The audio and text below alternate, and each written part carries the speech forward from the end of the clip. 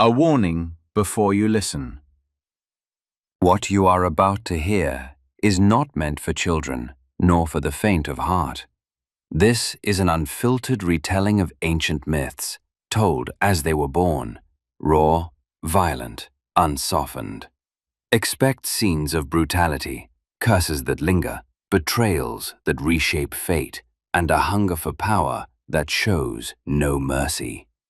These myths were never meant to lull children to sleep. They were forged in blood, shadow, and fire.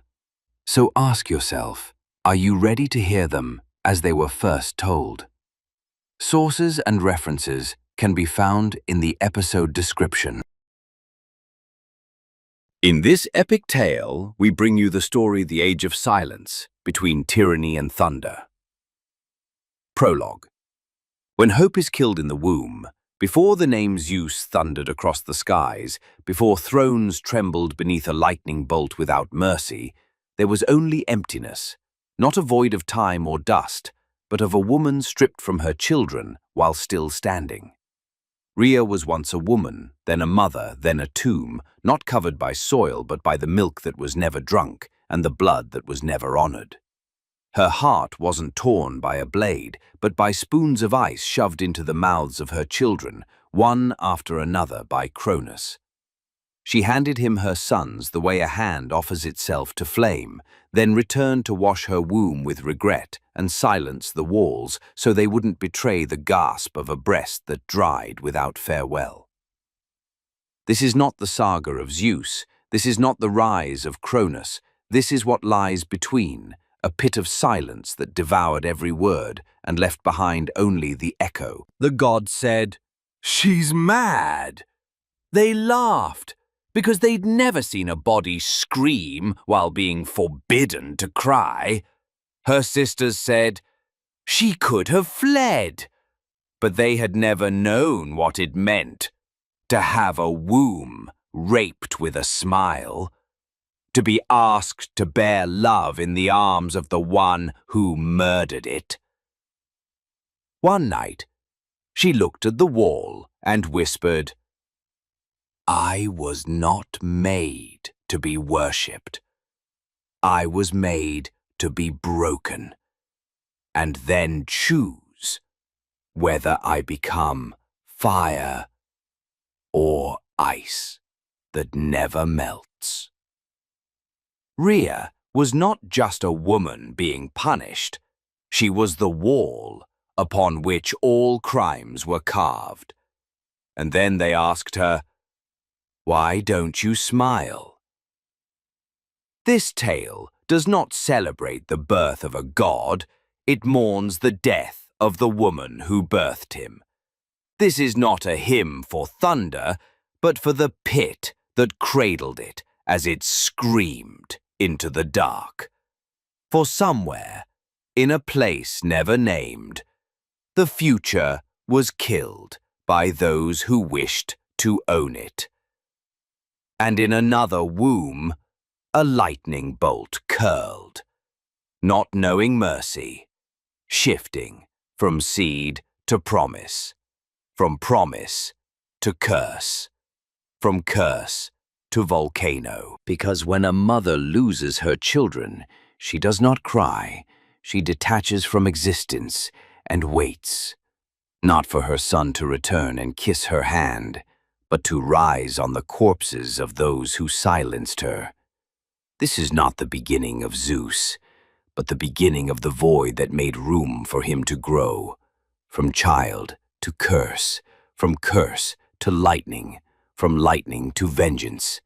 In this epic, we don't tell the tale of Zeus. We tell how a hero became a killer, how a mother became stone, how the sky became exile. This is not the story of thunder, but the story thunder needed in order to be born. From the first swallowed bite to the final broken breath, from a mother's first scream to the sky's first flash. This is not a tale of revenge. It is the story of the first crime, the one that taught us, he who devours his children does not escape digestion. Chapter 1. After the storm, a body returns alone. From the epic, the age of silence, between tyranny and thunder. That night was soaked in silence, and Rhea returned. But there was no triumph in her steps, not even the trace of a scar that might speak of a battle. She walked like widows walk in the funerals of their husbands, except this time she was the widow of fate itself. Her body lived, but her soul, she'd left it behind, buried in the cave. It was only Rhea's body that made its way back. She wore the same gown she had worn since giving birth, a gown stained with milk never offered, sweat never wiped away, and breath that still clung to her throat since the first time Zeus had screamed into the world. She entered the palace, the stairs unchanged, the pillars untouched, the guards who never met her eyes still motionless. But she was no longer who she had been, not in heart, not in chest, not in womb. Everything inside her had fractured. She walked toward her chamber without lifting her gaze, as if terrified it might catch his, or that he might read something in her eyes, or inhale the scent of absence from her breath. Cronus sat on his throne. His eyes didn't blink, his breath didn't falter. His heart untroubled, unshaken, or so she thought. He glanced at her from afar, a woman returned from labor, but with no child, no cries, no incense to welcome life. He asked nothing. He didn't rise. He showed no interest. After all, he had swallowed 5 before. What was one more? But she was not the same. She was a woman who carried life into a cave and returned with a grave in her belly. One night long after, Rhea climbed alone to the balcony, barefoot, her hair undone, milk dripping from her breast, uninvited, her eyes fixed on nothing. She looked up at the sky and remembered that look, the look Zeus gave her, the moment their eyes met before she let him go. It wasn't the gaze of an infant. It was a flash, a promise, or a plea. Her heart trembled, not because she was certain, but because she was afraid. Did he swallow the stone? Is the boy still alive? Did I fail? Did I lie to myself? But she dared not ask anyone, not even herself, for in the presence of Cronus, even doubt was treason. And while the whole palace slept, she alone stayed awake. She alone knew her body had returned, but her spirit was still in the cave. The months dragged on, the palace a drawn-out hush, as if the earth beneath it breathed in silence, as if the night inside needed no stars to finish its darkness. Rhea remained, a body that walked, a body that ate, a body that slept, but no soul within. She stood before mirrors and saw a figure she no longer recognized. Her chest still held fullness, but the milk had turned bitter. Her thighs still held the warmth of life, but life no longer dwelled there. Everything inside her was waiting, but not for the one who ruled the palace. Chapter 2. The Cold Bed, the Body That Is No Longer Given. From the epic, the age of silence, between tyranny and thunder. Months passed, and the palace stretched like a long hush, as if the earth beneath it breathed without a sound, as if the night inside no longer needed stars to complete its darkness. Rhea remained, a body that walked, a body that ate, a body that slept, but no one lived inside it. She would stand before the mirrors and see a form she no longer knew, her breasts still full, but the milk had curdled bitter. Her thighs still warm with life, but life no longer wanted her. Everything within her waited. But not for him, not for the one who ruled the palace. Then came the night. Cronus opened the door. He brought no light, he brought no words. He entered as kings do, heavy, entitled, wrapped in righteousness and suspicion. He approached her the way he always had, but she didn't move, she didn't resist, and she didn't yield. She simply was, like a stone forgotten in a corridor. He reached for her waist, and the air froze. Not because she screamed, but because she didn't. Her body was cold. Not the kind of cold that melts with heat, but a cold that numbs desire. A chill that doesn't provoke suspicion. It mocks it. It passes through skin like sarcasm carved in silence. His breath grew shallow, uncertain, as if searching for a reason. And then something sparked, not outside, but deep within him. A soft murmur, rising from the marrow of his own mind. A voice, not his, whispered, "What if one survived? What if she tricked you? What if this body you're touching is hiding a storm in her womb?" He stiffened. He stepped back, with an elegance he had never shown before. He did not finish. He did not ask. He did not rage. And she lay still. He believed she was asleep, but she wasn't. Inside she was screaming, "Let him feel nothing. Let him not hear my bones tremble. Let him not smell my fear. Let him not see that I am no longer mother nor wife, but a woman who hid her sin in a cave." From that night on, he never came to her again. The bed remained, the room unchanged, but he never touched her, and she stopped even thinking of touching herself. Her body had become a broken homeland, a country no one visited, no one lit fires in, no one bore children from. Chapter 3. The Unforgivable Crime. When the Earth Became the Enemy. From the epic, The Age of Silence. Between Tyranny and Thunder. Years had passed, but not inside Cronus. Time did not flow through him. It congealed, it curdled, it rotted, as though time itself refused to waste another second on a king who had tainted the very first heartbeat. He sat on his throne, but nothing around him bowed. The sky still covered its ears. The mountains bent, not out of reverence but disgust. Even birds avoided the palace walls, as if unwilling to carry his voice on their wings. Was he king? Yes. Was he lord? Perhaps. But he was also the first to murder the future with his teeth. There was a pit in his heart, not one of fire, not of sorrow, but of a crime he could not even name. Your children, where did they go? Did you truly swallow them? Are they still moving inside you? Could one of them crawl up your throat on a moonless night?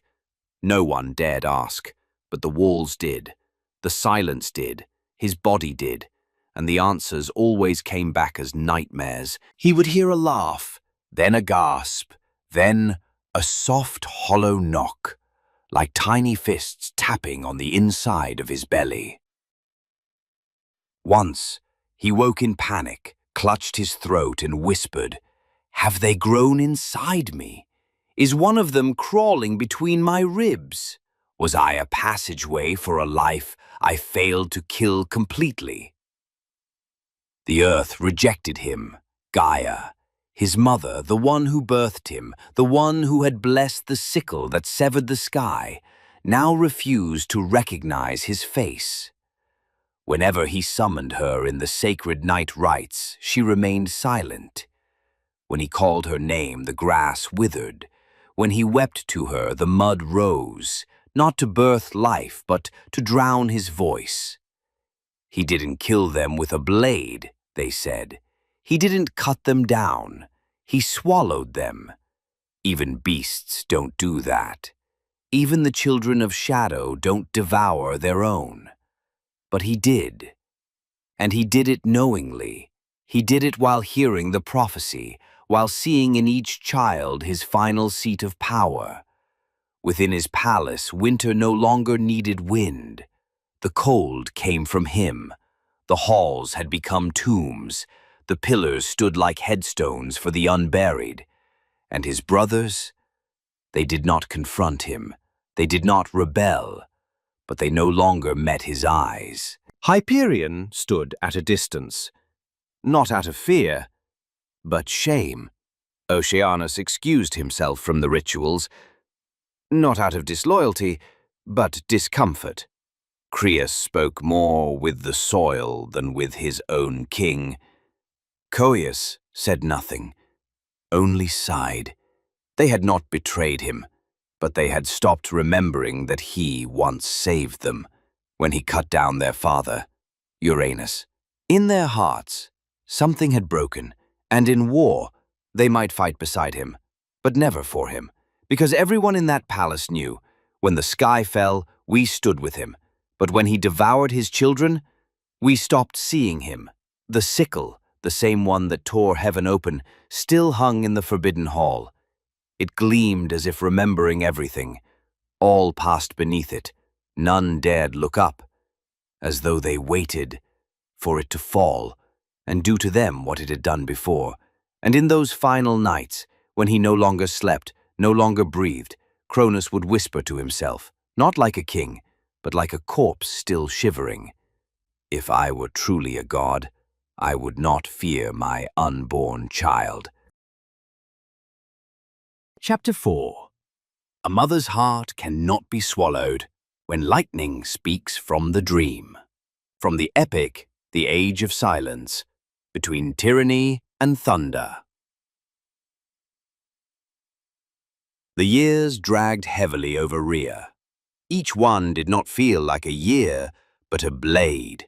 Each winter not a season, but a guillotine falling once more upon the memory of her chest. Her body had not borne another child since Zeus, but her mind, it kept giving birth to questions, and tried again and again to nurse patience with confusion. Everything around her began to speak, yet no one opened their mouth. The mountains, they sighed, as if holding in a breath too old to release.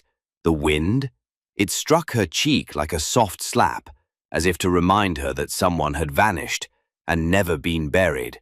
The lightning, there was something in it that felt like him, the one she'd only seen once, but who was etched into her memory like a blade. She would run her fingers along the stone walls, as if searching for a pulse, a heart that had stopped beating years ago. Night had become her ally. She no longer feared it. It let her hear. It let her see. It let her ache without witnesses. Then, one strange dawn, she felt something shift in the wind. She stood among the trees, not praying, but begging the sky to be silent, just long enough so she might hear something else, something stirring beneath her feet, deep in the belly of the earth, as if the cave itself had begun to breathe. She went to a woman no one dared name, a blind priestess who lived among ruins. They said she could see what others feared to say. Rhea entered in silence, but the old woman smiled and said, "A child who does not cry is guarded by nature. He feeds his sorrow to no one, but he will devour the silence of the world when the lightning inside him ripens." Rhea did not believe her. She nearly laughed, then wept, not because she believed, but because her heart wanted to. And that was the greater torment. That night, she saw him. Yes, she saw him. Not in a dream, not a vision, but something closer to a blow. A flash of lightning tore the sky, and inside it, something moved. A face, featureless, yet unmistakably his. And then it vanished. She woke with her hand on her chest, as if trying to quiet the drum pounding from within. Is he alive? Can a cave give birth to lightning? Can stone carry destiny? Hope began to creep in, but it wasn't sweet. It was bitter, like poison, because it whispered, "He may have returned, but not as a son, as justice, walking on two legs."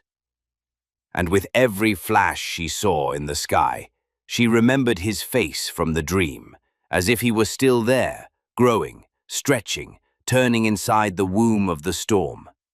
She no longer asked, "Did he survive?" She began to ask, "And if he did, will he forgive?" Chapter 5.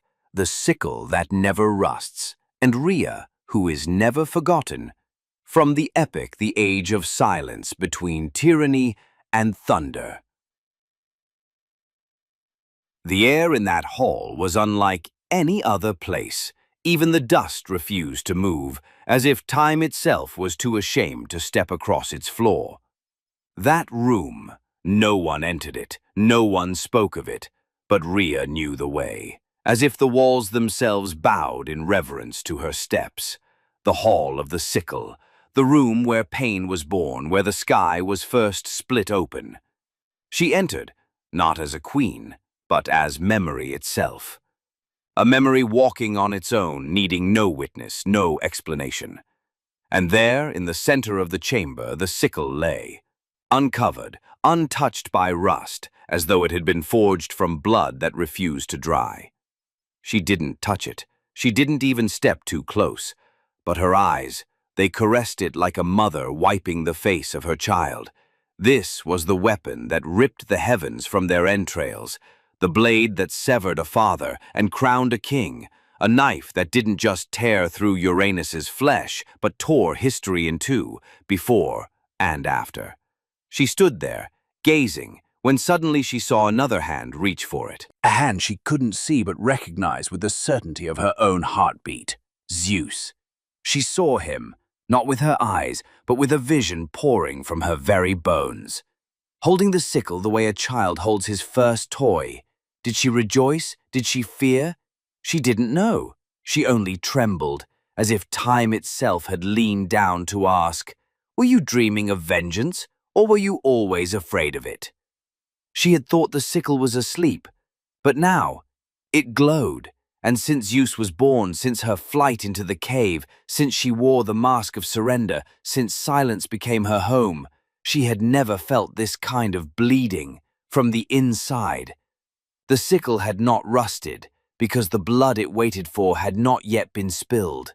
And in another wing of the palace, Cronus was still awake, lying to himself, telling himself the prophecy had faded, that the stone he swallowed had truly been a child. But the echo always came back whenever he tried to close his eyes. "One will rise, one your gut never tasted. The one who lived will be the one who ends you." He'd hear his own voice murmuring, "It's over." But then his heart would deny it, and his mind would scream, "You're lying." The other titans did not speak, but they no longer looked at him the same. He remained their ruler, but no longer their hero. The sickle, once hung as a symbol of victory, now gleamed as something else. That which is hung is not triumph. It is a promise unfulfilled. And Rhea? She left the hall as she had entered, in radiant silence.